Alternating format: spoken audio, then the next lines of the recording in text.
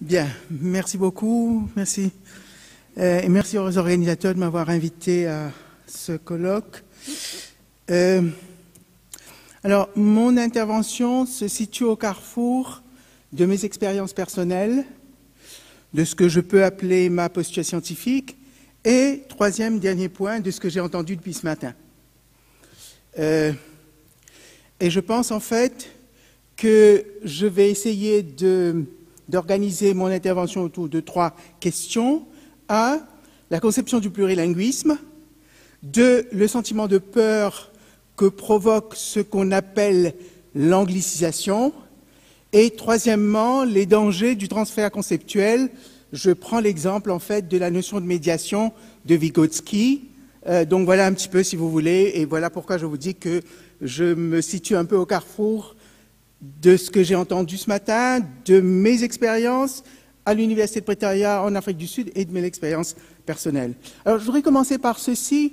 Moi, j'ai été un peu surpris ce matin, depuis ce matin, par le fait qu'on parle de plurilinguisme, on parle de monolinguisme, mais il n'y a pas eu de définition du plurilinguisme. On part du principe qu'il y a une définition consensuelle, acceptable et acceptée. Or, depuis ces dernières années, il y a énormément d'évolutions sur le plan théorique, sur la réflexion autour du plurilinguisme, autour du multilinguisme. Et en particulier, je voudrais dire qu'il y a au moins 2 définitions qui sont en contradiction, qui sont contradictoires, qui s'excluent mutuellement.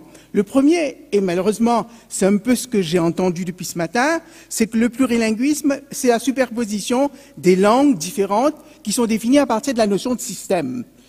J'ai entendu plein de choses depuis ce matin, vous pouvez être d'accord, ne pas être d'accord, moi je peux reprendre un certain nombre de choses, mais ça c'est le premier point. Le deuxième, quelquefois les gens parlent de pratique langagière, mais quand ils parlent de pratique langagière, ils opposent monolinguisme à plurilinguisme, c'est-à-dire qu'on utilise pratique langagière et en même temps on s'inscrit dans la première démarche. Donc moi je considère qu'il y a la deuxième définition qui est en fait qu'on évite de conceptualiser les pratiques à partir de la notion de système, qu'on observe les interactions sociales, les ressources qui sont mobilisées, et à ce moment-là, on prend en compte ce qui a été dit un peu ce matin, la notion de translanguaging, la notion de superdiversity, la notion de truncated multilingualism. Tout ça peut être en fait ramassé autour de la notion de ressources langagières utilisée par la sociolinguistique francophone. Alors donc, la première conception, celle du système, s'inspire d'une vision essentialiste des rapports entre langue, système, pratique culturelle et évidemment identité. Et cette conception, c'est une conception où les langues sont des entités fermées et entraînent des formes d'exclusion. La deuxième, en fait, celle où les langues, ou plutôt les pratiques langagières, se gèrent par rapport aux fonctions sociales qu'elles remplissent, il n'y a pas de superposition de système, il y a effectivement, le terme a été utilisé ce matin, colinguisme, contact, cohabitation et gestion de réalités complexes. Alors, cette nature du colinguisme, dans ce type de rapport-là, les langues n'ont pas de rapport paradigmatique, une langue ne vient pas remplacer une autre, et donc on se situe dans un rapport plus syntagmatique dans la complexité, et si on se donne ça comme outil d'observation de ce qui se passe dans le monde universitaire uniquement, on a probablement une autre compréhension, une autre interprétation de ce qui se passe. Alors, deuxième élément, la peur de l'anglicisation. Certains discours s'appuient implicitement, d'autres explicitement sur la peur de l'anglicisation. Or, si nous réfléchissions un petit peu et nous regardions un peu ce qui s'est passé, par exemple, autour de la mondialisation, ce qu'on a appelé la McDonaldisation. La mondialisation ne peut pas entraîner une tabula rasa. Si tel était le cas, la colonisation aurait dû entraîner un découpage linguistique radical. La colonisation qui était plus forte que la mondialisation n'a pas entraîné cela. Et donc, il faudrait quand même qu'on historicise nos observations et qu'on se donne en fait des outils qui puissent nous permettre de conceptualiser la complexité.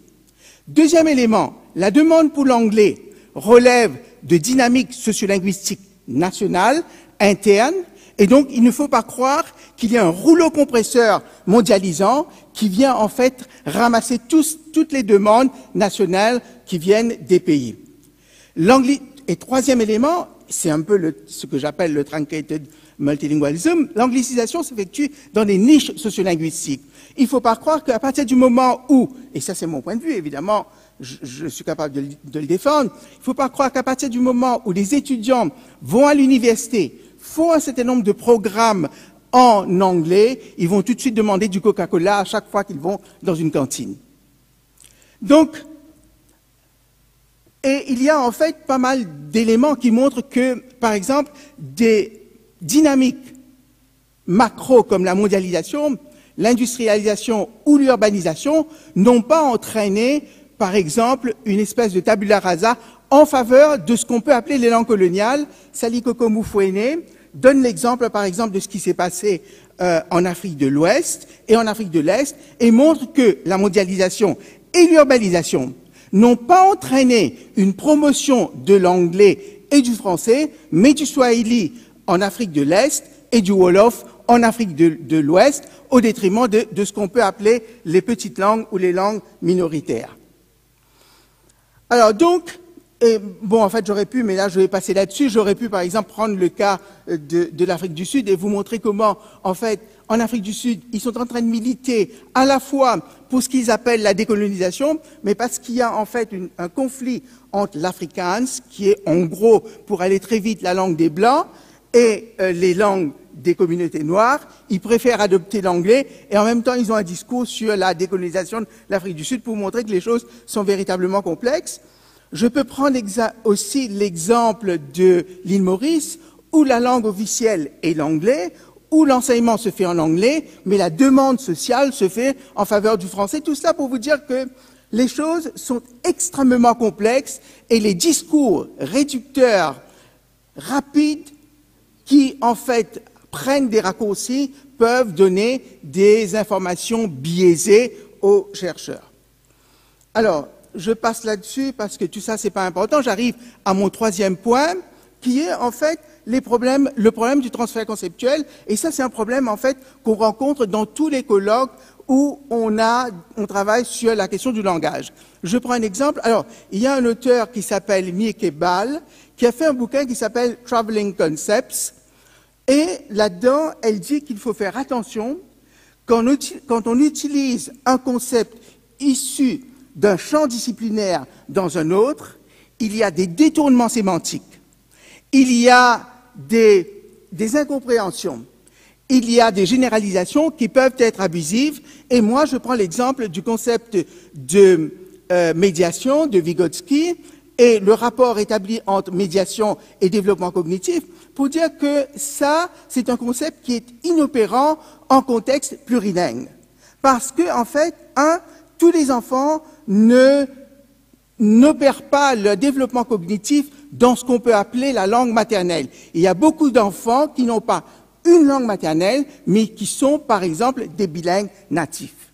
Il y a des enfants des familles immigrées qui commencent leur socialisation et leur conceptualisation du monde dans la langue des parents, qui quittent la langue des parents pour ensuite continuer leur conceptualisation du monde et le développement cognitif dans une deuxième langue. Donc tout cela, et en fait, qu'est-ce qui se passe? Vygotsky s'appuie sur l'idéologie du monolinguisme et développe sa théorisation autour de la médiation, à partir de la notion à partir de l'idéologie du monolinguisme. Alors donc, conclusion à partir de tout ça. Moi je crois que le discours scientifique doit être séparé, distingué du discours politique. On ne peut pas demander à des scientifiques, à des chercheurs, de tenir le même discours que le discours des politiques. Et donc, pour cela, si on veut, par exemple, observer le plurilinguisme, si on veut conceptualiser la relation entre langue et développement cognitif, il faut se donner les moyens, les outils adéquats. Utiliser, par exemple, une notion comme langue, ou, par exemple, parler de monolinguisme, c'est opérer à partir des artefacts. Un exemple très simple, c'est Louis-Jean Calvet qui publie un bouquin dont le titre est « Est-ce que la langue n'est pas une création du linguiste ?»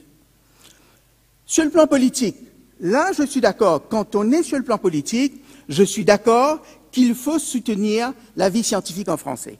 Je peux donner des exemples pour montrer les difficultés que j'ai, moi, pour opérer dans un monde uniquement scientifiquement francophone. Ça, je suis tout à fait d'accord.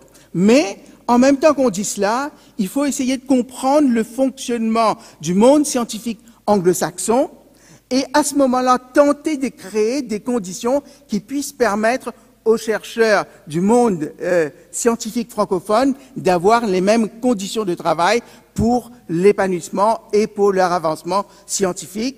Et dernier point, mais ça c'est un point de détail, il faut éviter des solutions faciles. Par exemple, je ne pense pas que les cours de justice soient un lieu pour résoudre les problèmes. C'est un point très précis, mais en même temps je tenais à le dire, les cours de justice ne sont pas un lieu pour résoudre des problèmes sociolinguistiques. Merci beaucoup.